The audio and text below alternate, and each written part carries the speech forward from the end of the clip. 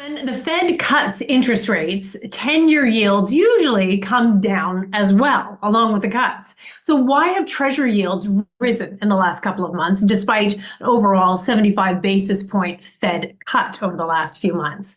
Well, our next guest says that higher long bond yields after a cut are actually much more common than you think and could mean a tailwind for equities. So we'll dig into that. Joining us now to unpack all of this and to discuss the individual sectors and how they might be affected by this is Fidelity Director of Quantitative Market Strategy, Denise Chisholm. Hi, Denise. How are you? Lovely background.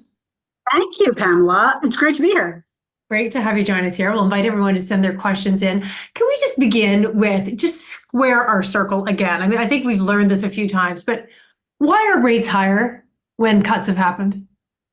I mean, it's interesting. So it's really not that odd. So over any 3-month period after the Fed starts cutting, and we're not even at a 3-month period really yet, almost half the time, long bond yields rise. Now, if you roll that out to a year, it's a little less frequent. So it only happens a little more than a third of the time. But it's interesting. During that third of the time, if you say, oh, that might be a problem. Are we undoing the cut? Is that a concern to the equity market? The data actually says no. In that 30% of the time, the equity market goes up by about 14 percentage points, which is more than the long-term average of 8. So it's actually a positive signal. And the reason is, to your point, that it's correlated with something else. Over 70% of the time that long bond yields go up when the Federal Reserve is cutting, growth is positive. You can see it in the OECD LEI increasing, and you can see it in earnings growth. And that is our exact situation. And that is the key driver to the market. So as much as we still want to focus on yields, what's the Fed going to do? What's the long bond going to do? Really, the focus should be for investors on growth, because that's the core driver. So it's so interesting because growth is the core driver. It's just that I think we've been thinking for all kinds of reasons, real estate's sort of the one that pops to mind, but don't worry, rates are coming down. Don't worry, rates are coming down. You know, as soon as the Fed starts cutting, rates will be coming down. And so I guess we're just not acclimated to the fact that 50% of the time we see actually rates going higher after a cut. It just seems not intuitive. No, it's true. It's definitely not intuitive, but it doesn't have to be a bad thing, because what you want in rates from an equity market perspective, or even from an economic perspective, is sure, you want them to go down by a little, not by a lot. And that's what you usually see. So if you said, okay, give me the after Fed cuts, when growth is positive, how much do yields fall on the long end? Not that much, like an average of 22 basis points over the course of the year. When the Fed is cutting and growth is slowing, it's 4 times that amount. So sometimes, again, lower rates falling faster are a negative signal. So yes, you want lower rates, but you want lower rates slowly. So it's interesting about the effect on equities, because as you're saying, growth of earnings, growth in wages as well is the bigger story for the equity story. So to an extent, the equity market, it feels like right now, is putting the rate story slightly on the side. Is that about fair? That's exactly what it should do. I mean, the rate story is on the side. When you look at sort of rates or even inflation, we can talk about when it's in, remember, I look at anomalous signals. So I call anomalous signals bottom quartile and top quartile. That's where things like rates and inflation really matter. And when there's like small deviations in terms of going down or going up, from that perspective, it matters a lot less to the market as the core driver. So I do think that rates should be back burner in terms of not front of mind for what investors think of guiding their investment decisions. And I mean, I think that you can say the same thing for inflation. And as much as there's concern about a corollary of have rates been higher because we are concerned about deficits, I will say that, again, at that same time, in the short correlation that we've seen, right, the long yields are higher since August. We saw higher probabilities of an administrative change, potentially higher deficits since August, which is now 100%. But what you also saw during that time is higher economic surprises. So again, it's hard to say which one of those two has caused the long end to increase. And when you look at them both over time, it's pretty clear. Most of the time, growth matters more than deficits for the long end of the curve. So to what extent is this an odd situation? I mean, is this an odd situation? It sounds like not. Well, I don't think, I mean, it is more rare. It is not as common, right? So it only happens like a little more than a third of the time. So 70% of the time when the Fed cuts, rates go down. And look, we're not there yet. Over the next year, I mean, it would still be my base case that yields do fall. I'm not saying that yields are going to rise from here, but I am saying that yields rising from here wouldn't necessarily be a negative signal for the equity market to the extent that it is correlated with growth. Fascinating. So when we get to the point where things like the Trump tax cuts come back into being, well, at this point, we're assuming they'll just go through and be continued ultimately. But take us through sort of the next year or so. We've got the interest rate story somewhat on the back burner, maybe even inflation slightly there. What are the other catalysts to growth? Yes, so I think the catalysts to growth are we're seeing it right now, what I would call statistically. So on the short end, not as much in the long end, but rates are actually coming down, right? So rates are coming down on the short end about 20 percentage points over the last year. At the same time, crude prices are falling by about 25% over the last year. To me, I'll call it stimulus, and I call it stimulus because it's monotonically related, like it's linearly related. The more those two things go down together, the more likely earnings are to grow, the more likely stocks are to be higher. I do think that we are in, if there's concern about, hey, earnings growth already popped, it's at 10%, it's actually starting to decelerate, where job growth is slowing. If we're worried about all of those course corrections, like earnings growth might slow, a lot of the signals that I'm looking at, specifically this one, point to another maybe leg up in earnings, but certainly towards very durable earnings growth. So if you rewind and say, okay, what are we thinking about? Remember, this cycle is totally off cycle. 2020 was the only recession we ever had where real wages were positive. 2022 was the deepest contraction in real wages we've ever seen without an NBER-defined recession.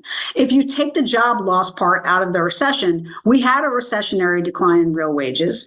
We had a contraction in GDI. We had bottom quartile GDP. We had a contraction in corporate profits. And we had a peak to trough contraction in the S&P 500 of 30%, which is in line with median recessionary corrections. So if you call that a very soft, hard landing or a very hard, soft landing, and consider the fact that we landed, we might be in the early stages of what could be a decade-long earnings growth and economic growth recovery. And remember, the Australia example, correction, economies don't just tip over on themselves. I think we sort of lived through that in 2022.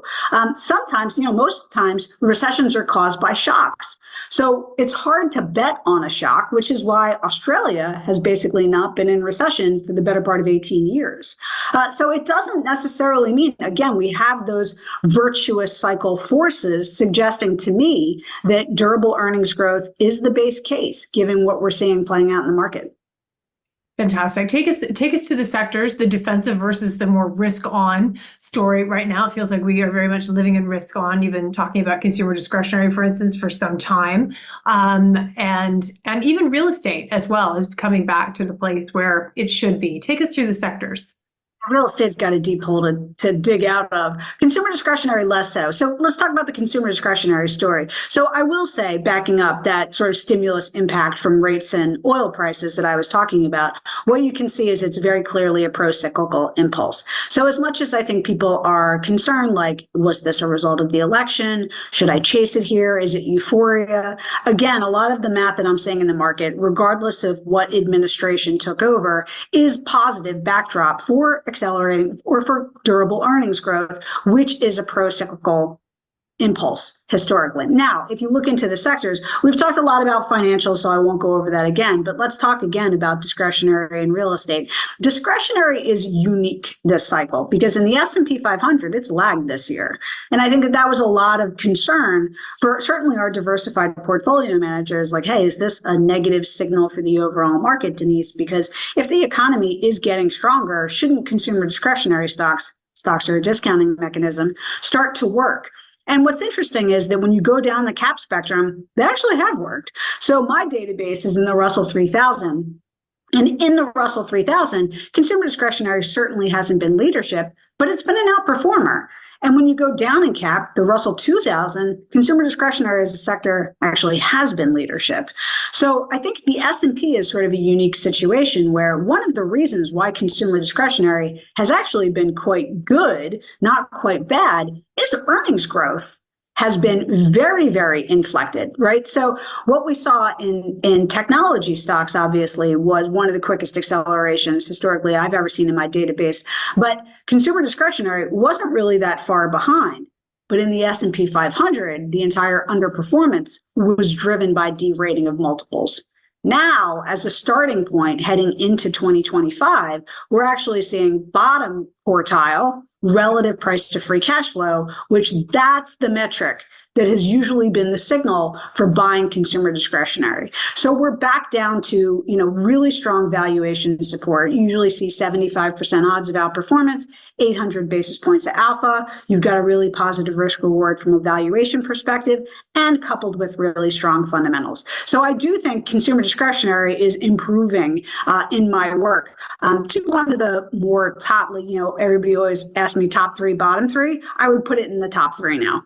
And I mean, is there a retail story in there that gets discussed with the tariff story? I mean, this seems to be one of the questions right now, whether lots of companies are going to have to be sourcing things from different places and what that's going to cost and so on. Is there a hit there that takes out some of its tailwinds? Yeah, so maybe. The interesting part about all of that, so there's always idiosyncratic risk when you're talking about tax policy. So there's going to be some more effective than others. But the tariff part is pretty interesting because we've already seen tariffs enacted, right, in 2018, and we've seen tariffs be consistent. So we've seen a lot of migration in terms of where things are produced. That's been in place now for, I don't want to say a decade, maybe it's not quite a decade, but for many, many years. And from my vantage point, I think a lot of that concern is actually in the multiples of the stocks. That's why I think valuation, as I define it as mathematical valuation support, matters a lot. Because if you list a bunch of things that you're worried about, like tariffs, like consumer spending, maybe they're saving too much or maybe they're not saving enough, or a recession or whatever it is that you're afraid of, when you see bottom quartile relative forward price to book or PE with significant odds of a market advance, of an outperformance, what you usually see is it's not dependent on earnings growth, right? So if what you're telling me is maybe earnings growth won't be as strong as you think, a lot of that valuation metric says it's already actually priced in, and the stocks can work even if earnings growth isn't as good. And that's in some ways why I call things like that a pain trade.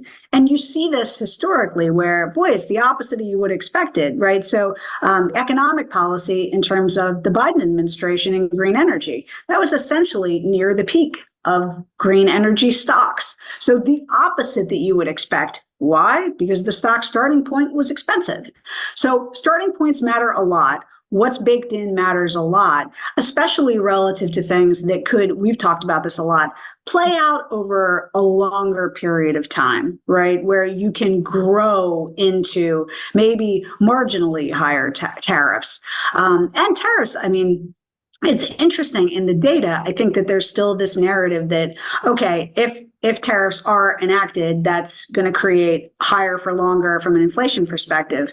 The two times that we've seen tariffs historically, there's probably a little bit more, but Smoot-Hawley, and then we saw it in 2018, and neither time were inflationary. So I'm not saying that it can't be inflationary, but I am saying history is waving a flag in front of us and saying, hey, there's something here that you might not be understanding. Obviously, Smoot-Hawley was deflationary. So sometimes price increases can destroy demand enough so that you have offsetting price decreases in other areas. And in 2018, what we learned is that currency can offset a lot of the impact of tariffs. So I think that that's something to keep in mind, is that as much as we are focused on that hold all else equal and what will tariffs do, there are many more moving parts that are significant to sales, that are significant to earnings growth, and that are significant to inflation. Okay, can we just add more to, or could you add more to inflation right there? Because that is also part of the questioning of whether we're going to be dealing with more inflation. It has to do, it sort of doesn't matter if there's a little bit more. Are you concerned at all about inflation numbers that came in? CPI was fine yesterday, sort of in line. But if you look at core, it's actually a bit low. I don't know what you do with that, but any concerns on the inflation front, one way or the other? Am I concerned? No. So I'll tell you why. I will say that when you've heard me say, so when you look at the CPI, and you look at core CPI, which we just had come out, X the shelter component, you have been running below 2% for the last 9 months. I mean, so the entire, great, right? Pardon? That's not great in a sense that you sort of get worried about the other side. Exactly my point. Thank you. You almost made the point for me, which is to say that, look, would I mind a little acceleration here? No, I would not. That is below, I would say, median levels historically. And remember, the CPI runs a little bit hotter than the PCE deflator. So I don't have a problem with a little bit of a boost to inflation, and especially if it's in the shelter component, which we can talk about in just one second. But I don't have a problem with that. Remember, the sweet spot for equity market returns is inflation between 3 and 4%. And I think more importantly for investors to consider is that inflation matters a lot one time when it's above top quartile levels, which is 4.5%, and rising. So look, if you're telling me, Denise, I'm concerned about inflation, I think inflation's going to 5, I'll tell you that's a concerning situation for the equity market. If you're saying, Denise, I'm really concerned about inflation, it's going to stay higher for longer, and I think it's going to be 3, I'm much less concerned for the equity market. So again, what does higher for longer mean? Remember, we don't want the Fed to be cutting a lot. Cutting a lot is usually a negative signal. So from that perspective, let's focus on the growth end of it as opposed to the inflation signal. And as it relates to the Fed, I know you watched Chair Powell's testimony as well. I mean, Chair Powell said something interesting, which is to say that on the core PCE deflator, he said X shelter, we're at target. So it is a very interesting thing. If you say, okay, 3% is higher than their target, aren't they going to push us to target? Well, watch what they do, not what they say. And he's talking about most of the prices being at target, and shelter is, they think, designed, mathematically to fall from the average state of rents to the marginal state of rents. We just don't know the time frame. So it almost sounded to me, listening to him, that was less of the part of the calculation that they were focused on as it relates to target, which means that monetary policy was going to adjust regardless. So when you talk about where inflation hits, I think it matters where you're talking about. If it ends up in the shelter component, I think it's less of a problem for the Fed.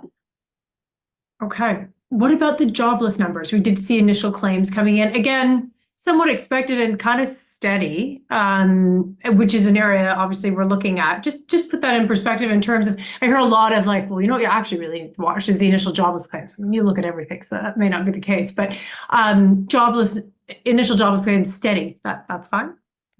Well, Alan Greenspan used to always say that jobless claims are the number 1 through number 10 indicator that he watched. So, and I get it, because that is the pulse of the US economy, which is to say that if jobs actually did contract, that's almost by definition a recession, right? So that's capital loss usually for equity market investors. So I understand why people are so laser focused on the job market, but you're right. I mean, initial claims are in line, continuing claims are rising, because as much as, there's not a lot of firing, right? Initial claims are low. They're even lower when you normalize them relative to the population. So they're low, but there's no hiring either, right? So there's no firing, but there's no hiring. So if you lose your job, it is incrementally much tougher to get a new job.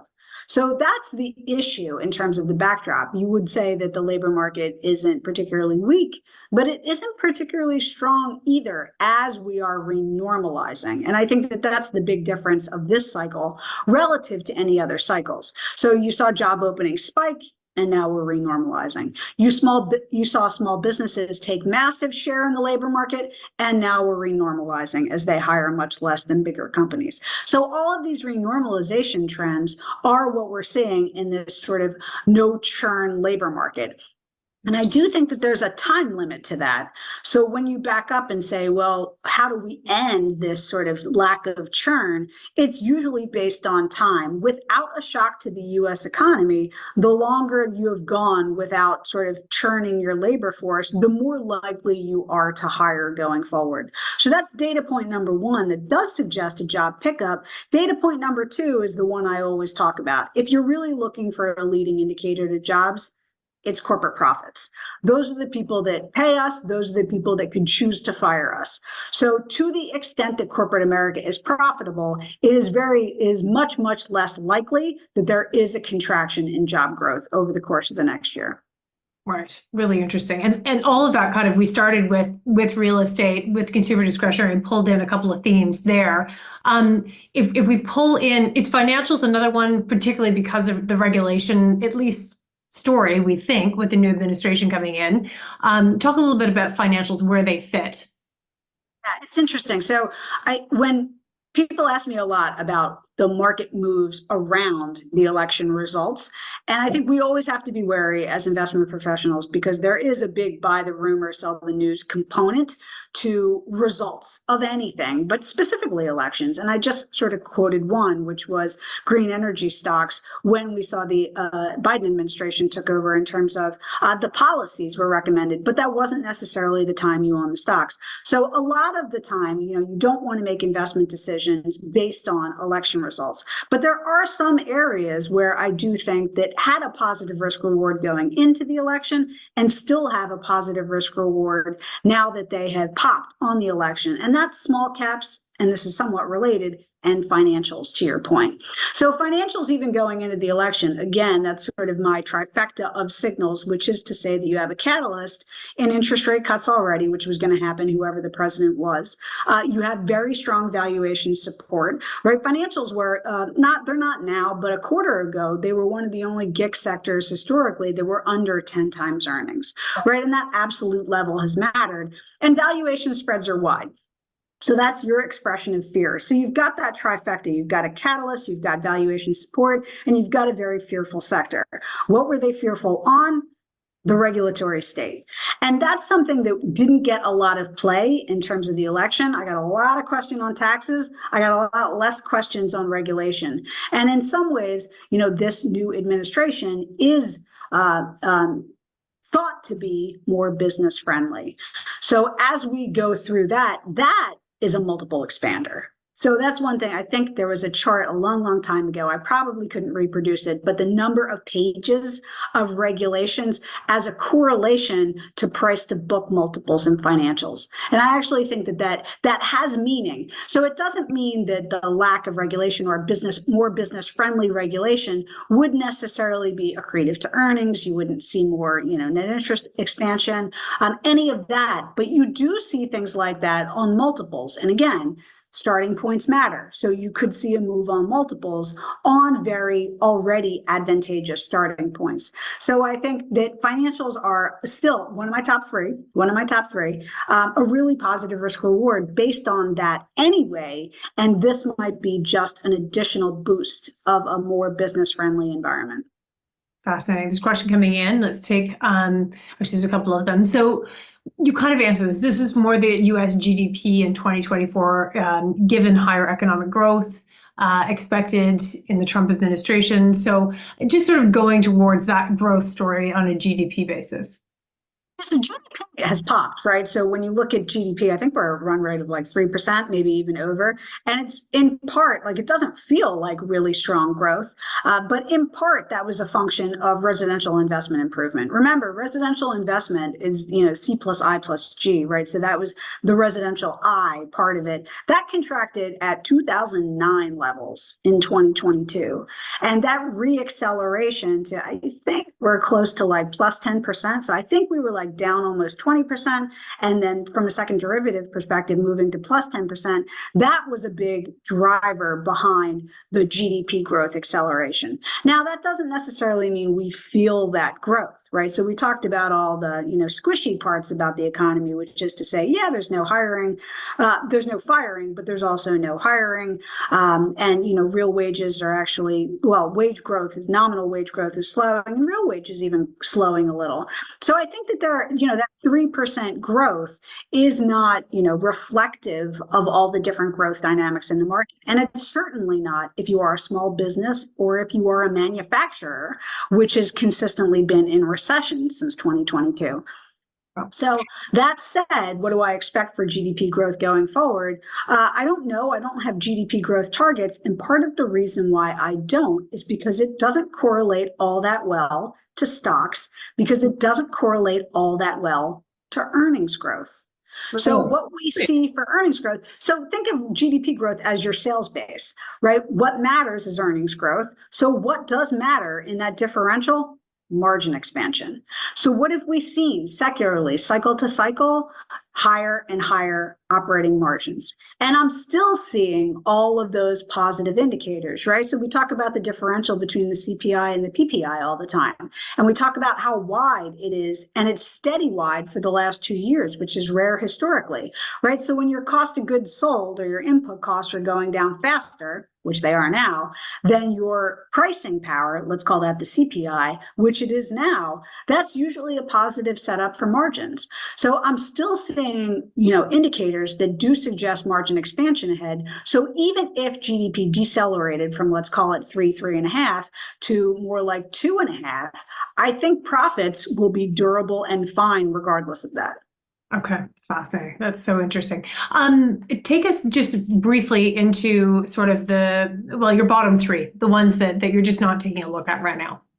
Yeah, so which one do I want to talk about first? Let's talk about energy first, because that is always in my bottom three, and I always do want to pound the table, especially with Canadian investors, because people do want to talk about energy a lot. I just don't think we're there yet. So call me when we're back to median profitability.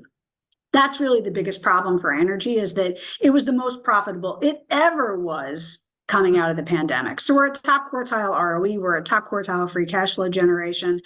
The problem is the second derivative is slowing, and it's slowing fast. CapEx picked up a lot on a year-on-year basis, not relative to sales, but a lot on a year-on-year basis, and sales slowed a lot on a year-on-year basis. So the second derivative of CapEx to sales is now rising. Is it as bad as the materials space? No, it's not. So does that mean free cash flow is going to collapse? No, it won't. But it's still going to deteriorate. And that's still a problem, despite the stocks being cheap. And it's despite the stocks being cheap, because unless it's really going to be different this time, and I don't think it is, energy is one of the only sectors where you get trough multiples on trough earnings. So valuation can't really save you. So as long as we're in this really good fundamental bucket, I actually think the stocks are relative underperformers. But I don't just want to pick on energy, so I want to pick on utilities. And utilities have already been negative from this year. Utilities has been an outperformer this year. And of the defensive sectors, I'll give it its due, right? So healthcare, consumer staples, and utilities are the three what I would call classically defensive sectors. Healthcare and consumer staples have been plagued by lower margins over the last 2 years. And in some ways, some of the worst profitability levels that you've seen in these sectors ever in the data going back to 1962. Utilities didn't really have any problem. ROEs have been increasing. So that was definitely the best of the bunch from a fundamental perspective. But now, from a starting point perspective, you're back to median valuation levels. And the biggest indicator to when you sell utilities is when it's worked. And it has worked, right? It's been a top quartile in its own history, outperformer. Remember, this is a sector that only outperforms like 35% of the time historically. So when it does, what's your go forward odds of outperforming? Less than 15. And you layer in on that stimulus impact that I was just talking about from lower rates and lower oil prices, you only have 9% odds of outperformance. So I think that a lot is stacked up against the utility sector. And maybe you could even argue that a lot more is stacked up from utilities than it is on energy. So energy, utilities, oh, we have less than a minute. The other one, bottom. And I ask you, also, what's the question you're getting the most? Because I know you've had a lot of client meetings. What's sort of that question that you're getting? So I'll say the last sector would be healthcare. And the question I'm getting the most is, what are you watching? And what I am watching, as your viewers know, it's always credit spreads. So when we have a sell-off, when credit spreads are declining, I think that that's a positive setup for the equity market. Fantastic. Denise Chisholm, a delight to see you. Thank you for taking us through your research and your thoughts and giving us a lot of different things to think about than what we just see out there. All the best. Always great to be here.